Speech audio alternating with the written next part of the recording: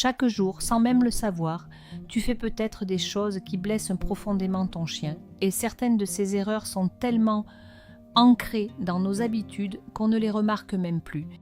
Des études sérieuses ont démontré que les chiens possèdent une intelligence émotionnelle comparable à celle d'un enfant d'environ 2 ans. Cela signifie qu'ils ressentent la joie, la tristesse, l'attachement, mais aussi la peur et le sentiment d'être rejeté.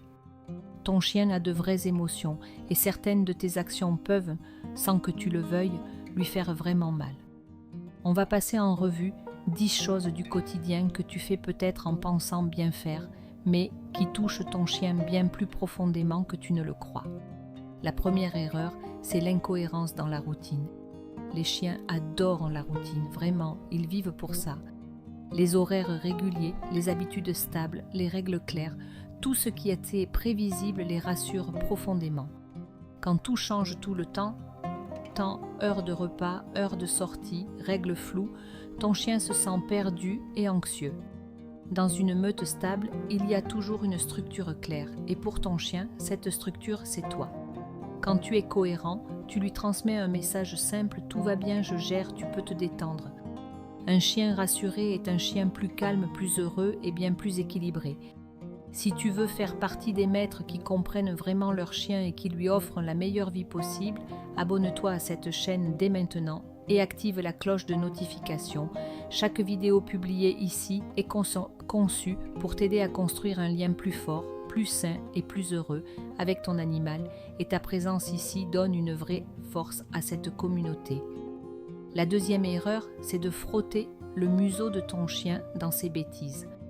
Ton chien ne fait aucun lien entre l'accident passé et la punition que tu lui infliges plusieurs minutes plus tard.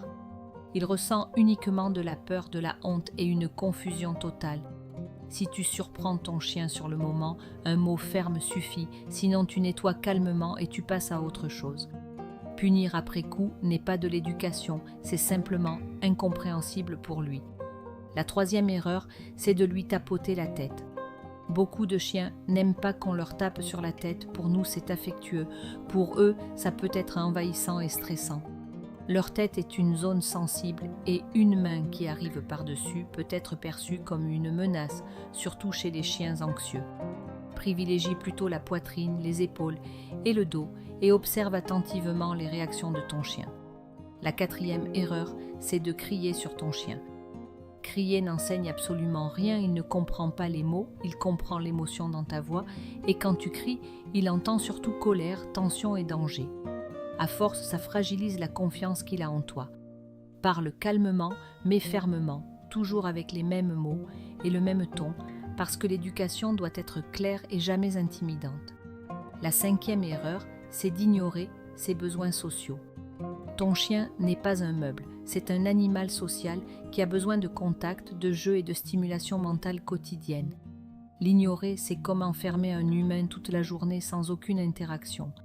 Même 10 minutes de vraie présence font une énorme différence dans sa journée. La sixième erreur, c'est de rire de ses peurs.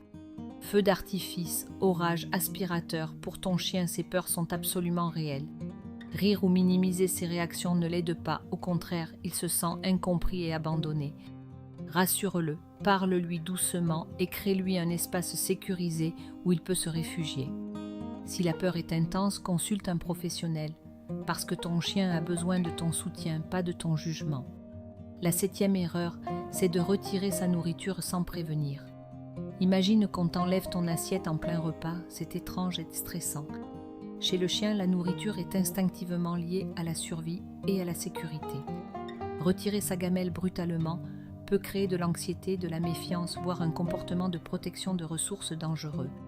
La huitième erreur, c'est de le repousser physiquement. Quand ton chien vient chercher de l'affection et que tu le repousses brusquement, il ressent ça comme un rejet direct. Si ton chien est trop insistant, redirige-le avec un jouet, un os ou un ordre calme, jamais avec la force. La neuvième erreur, c'est d'ignorer quand il te donne la patte. Quand ton chien te donne la patte, il communique, il demande quelque chose, et ignorer ces signaux répétés, c'est comme ignorer un appel à l'aide. Observe, a-t-il faim, besoin de sortir ou juste envie d'un moment avec toi? Même une petite réponse suffit à lui montrer que tu l'écoutes et que tu es là pour lui. La 10e erreur, c'est d'utiliser la cage comme punition. La cage doit être un refuge, pas une prison, un endroit où ton chien se sent en sécurité et apaisé. Associe-la toujours à des friandises, des jouets et des moments calmes, jamais à la colère ou à la frustration.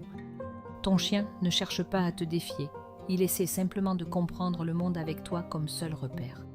Un chien heureux commence toujours par un maître informé, attentif et bienveillant.